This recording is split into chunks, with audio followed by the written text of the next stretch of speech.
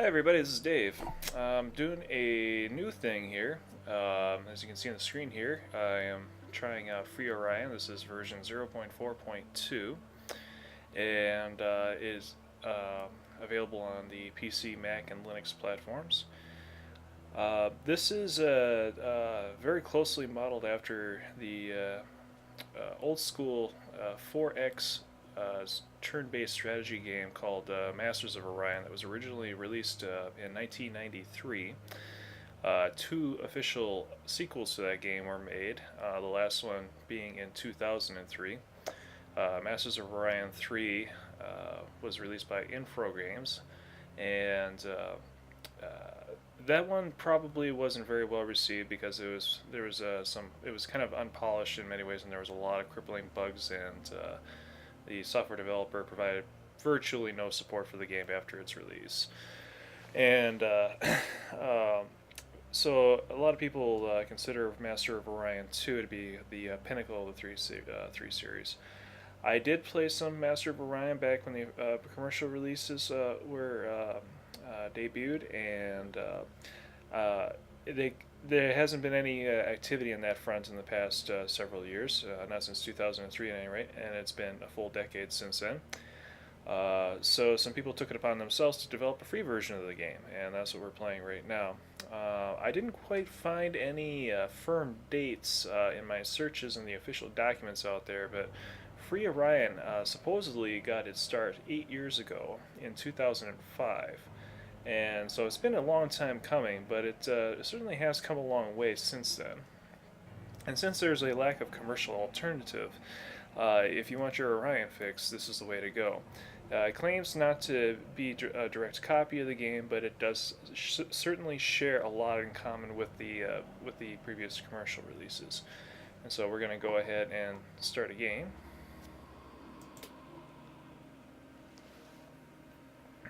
These parameters here, galaxy shape, they're fairly self-explanatory. You can pick up the different galaxy shapes. I'm going to stick with the default, which is elliptical. Galaxy age, the older the galaxy, the more red stars it has, and some other factors in it. I think there's more black holes too. Star lane frequency, you can only travel on star lanes, so the more star lanes there are, the more paths there are to travel. Specials, frequency, maximum AI aggression. We're going to do beginner mode. I'm not too keen on having an overly aggressive AI at this moment. I want to start with the human species. As with many space-based games, when you have many species to pick from, including humans are oftentimes used as the baseline. So let's go to human. Alright, so average industry 100%, average research 100%. So the humans are average. Everybody else is their stats are derived from the baseline that is the human species. So number of AI players, we're just going to stick with 3 because 62 systems is not a lot, especially when many of them are pretty much uninhabitable. You just end up going through them. And let it. All right. Now this game doesn't really have a very good random generator. If you use the same parameters each time, you will get the same galaxy. So if I were to go back and restart the game and regenerate this galaxy, I would get exactly this layout. They haven't put a random seed generator yet, or random seed, or whatever that is concerned. So which is good for predictability, and I guess they do that so that if they ever run into a bug with a galaxy generation, they can reproduce it easily just by setting the parameters to the same. But if you want to generate a different galaxy using the same parameters, your best bet is to increase the number of systems or decrease the number of systems by 1 or something, some small number, so it'll be enough to jumble everything around. Now this is the main screen when you show up, and I can scroll in and out. Kind of want to see everything. And the screen I'm playing in is kind of small because I'm playing it in a window that I can actually record in. So this planet right here, Salusin, is 3 right down here. That's my home planet. It's a large Terran planet, which is good. Large is really good. I have another planet in here that's also Terran, which is good. It does have a caveat, which it says infrastructure on this planet is decreased by 20 because it's got a high axial tilt. Extreme seasons, essentially. So that impacts it doesn't so much impact the habitability of the planet, but it does impact how well I can, or how well my colonists do once they do colonize the planet. I think it has impacts the economy and ability to build structures and other aspects of it. So I'm not going to worry about this planet too much. See what else we got here. We got our ships. I got 2 scouts, 1 battle fleet. So my scout fleets each consists of 1 scout ship each. My battle fleet is just 1 ship with a Mark 1 fighter on it, and the colony fleet is just 1 colony ship. Now, I am not going to colonize this guy yet, because your best bet when you colonize a new planet is to do it in a different system than the one your home system is at. This is an okay choice, even though it has this one caveat. But the purpose of colonization is not just merely to colonize another planet, it's also to expand your territory. And that's why it's usually better to wait until you find another system with a habitable planet in it before you set your colony ship off. I can make another colony ship at any time and colonize this planet any time I want. I will do that at some point. But for now, I'm just going to leave it alone. Looking at the other screen here, and that'll just help free us some screen space here. This is our turn button. This is one we want to. This is the button we press when we want to move to the next turn. I will not be clicking that yet because there are some things that we need to do to start off. This is our production queue. As in the older Orion games, the production queue is global. If you're familiar with Civilization, you're probably used to having each city having its own independent production queue that operates independently from the other cities. Not so in this case.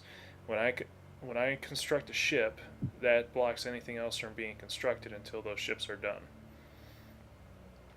Same with buildings and all that. It does get a little confusing because if you have multiple planets, then you're going to have multiple sets of buildings on each planet. So, like, if you want to build a basic ship, I have to have a basic shipyard on each planet that I want to build basic ships on. And so I have to go to that particular planet, go to the production queue, and then I can bring up that particular planet and I can say, okay, go ahead and build this building. So you kind of have to watch out which planet you're selecting when you're when you're constructing buildings, because that does play a role. And for this particular case, I'm just going to start off with making another Mark 1. And it'll take 4 turns, so that'll be enough. And it gets rid of that exclamation mark, which is good. That means that I don't have to worry about wasting turns. And that's something to keep in mind too. If you see that exclamation mark, if you hit the turn button, you're throwing away industry points or research points. I'm sorry, these are production points. So, which is not necessarily fatal, but if your goal is to maximize the game, to make maximum use of the resources available to you, you want to make sure that if you see these exclamation points, that there isn't something that you can be building or researching that would otherwise just kind of go to waste if you didn't do that. I will go into the research here, because research is kind of extensive here. It's not as scary as it looks, but we'll go back to that really quick. Fleet count, that's the total number of ships. I got 4 of them. Humans, I've got 1 planet. It's got a population of 20 on it, so that's how many humans I got. Empire detection, strength. I think this has something to do with espionage. At this point of the game, I'm not really concerned about it because I don't even know where the other empires are. Here I can go to the research screen, the production screen, just like by clicking on this I can get there too. The pedia screen is just essentially the encyclopedia index. And, oops, no, I didn't want to do that. Alright. And the menu, it just brings up the menu. These are pretty obvious in what they do. Resign and done are a little confusing. First time I tried playing this game, I was like, how do I get out of the game and get back to the main menu? I clicked on clicking none, and that just brought me back to the game again, I have to click on resign. I won't be doing that here because that would get me out of the game. Resign gets you out of the game and it puts you in the main menu. It does not make you lose your game or anything like that. As long as you have a save game, you always have the ability to get back in there. It's bad wording. I'm not a big fan of how they worded that, but that's how it is. Now to the research screen. And the research screen is pretty daunting at first. Let's scroll out a little bit. The encyclopedia index is kind of taking up a lot of room. So those are, I don't know if you can see that very well. You might have to have high definition to see all the different research areas. It's 1, 2, 3, 4, 5, 6, 7, 8 levels deep. And it's thickest in the middle here. And this research tree, they say, is not very balanced. It's a work in progress. And it's very tall. So there's a lot of research to be had, but it's not like in Civilization, like you have like the 4 or 5 entries per layer, and then it goes all the way, this way. Yeah, so it's a very long research tree. Here, it's not so much long; it's just tall. So you can get through the end here pretty quickly, but the closer you get to this, the more research points you expend. The very beginning of the tree here. Hopefully, you can read that. We go up to the very top, and just to start things off with. Hopefully we aren't getting ahead of ourselves. We're going to start off with a subterranean habitation. Reason why is because maximum population on all planets is increased automatically when this research is, or when this technology is researched. You don't have to even build anything on anything. It just automatically happens. So that's kind of nice to have. And that's pretty much the first thing I get when I start a game here. And let's go down here. There's another thing here that's kind of important that I usually get right off the bat, and once I click on that, I will go through the rest of them. Nope. Ah, here we are. Mass Driver 2. You start the game with Mass Driver 1. Basic weapon. Nothing horribly special. It works, does the job, but the Mass Driver 2 is twice as powerful, so I always like to go for beeline for that first, because it gives you just that much extra edge in going after monsters and other items. So there's a couple of things you want to look at. The research points and the turns. The turns is the minimum number of turns it's going to take to research something. So notice here, it's saying these are the number of turns it's going to take to research something. And that's all fine and good. But then there's the research points it says. So it could say 3 turns, but then if it's like 100 research points and you're only doing 5 of them at a turn, it's still going to take a little bit extra time to do that. So, 100 divided by 20 is, or I'm sorry, 100 divided by 5 is 20 turns. So, even if something says, well, it's 4 turns, but it's 100 RP points, it's going to take 20 turns. The 4 turns here would be just simply the minimum. Any leftover points that aren't consumed. So if I'm researching something and I hit that limit where it's going to take more turns than it would be if I could max it out, there's going to be leftover research points. They do bleed over into the next available item in the queue, and they just keep going until you run out. Usually you end up researching no more than 1 or 2 items at a time anyway, so it's not that big of a deal. I usually go for the low-hanging fruit right off the bat, because they don't do a lot by themselves. Like some of these, like if you load them up, self-defense, planetary garrison, well that does something, but I'm going to get that out of the way because that's only 10 RP. I've already got the prerequisite. That'll take me 2 turns. That's a no-brainer. Physical brain.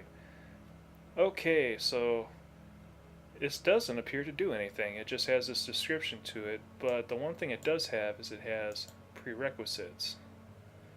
And even that one does nothing, so it probably doesn't even do anything until you get to the 3rd layer. But it's 8 RP, why not? Let's just get it out of the way. I don't have to worry about it later. I'll just keep on going down the path here, and there's more of these here in the 1st and 2nd tier. Let's go ahead, yeah. The outpost module, that's kind of nice to have. Genetic engineering, also nice to have. Planetary ecology, sure, why not? And just keep going down here. Medical pathology. And I think if we go down here, yeah, that's it for the low-hanging fruit. Now we go to the second layer. Or there's a few extra ones here that I saved for last, even though we passed them by here. That's cute. That's cute. That armor painting, that requires 48, so that's going to take a few extra turns. I'm not going to select that yet, even though it'd be nice to have. Robotic production, 24. It's a little bit higher, but I'll put that in there. And it's going to be when a little bit later in the game, when I might have some more research points to spend. Fusion generation, target industry.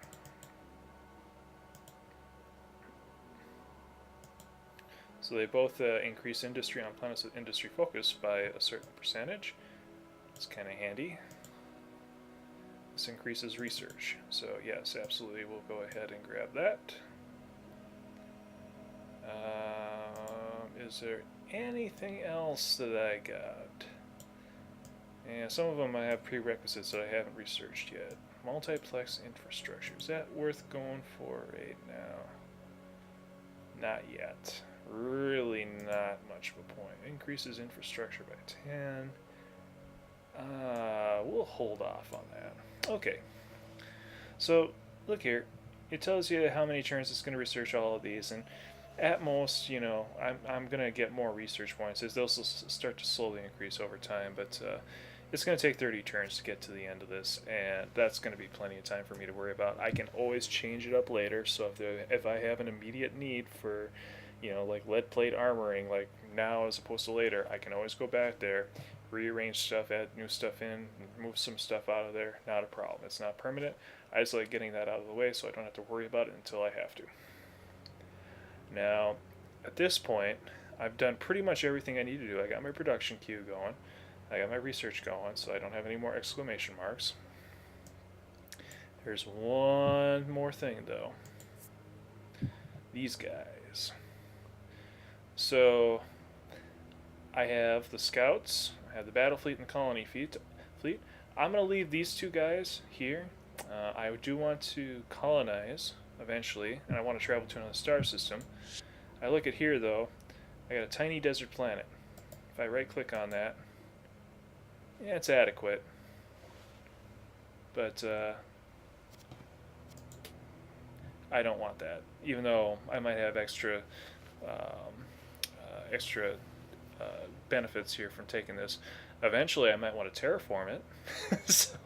But I'd have to, but that's further on down the game. Terraforming is more of a mid-game to end-game kind of thing, if memory serves. It's been a while since I've gone that far down the path on Masters of Orion, so we'll see if this game is similar to that. We go over here. Yeah, gas giants. You can't do anything with those. You can set up outposts, and that's about it. Radiated. Hostile. Nope. Attempts to colonize will either fail or eventually die off, and I'm willing to bet it'll probably fail outright with that low number. So we'll go ahead and not even worry about that. Planet suitability. Uninhabitable. Yeah, I imagine asteroids would be very uninhabitable. Okay. So let's do something with these scouts. We'll send this guy. You point at a cart star system. Right click, boom. Now that guy says moving to unexplored region. Do the same thing with this guy. Boom. Alright. So now you can tell which ones are moving and which ones are holding still.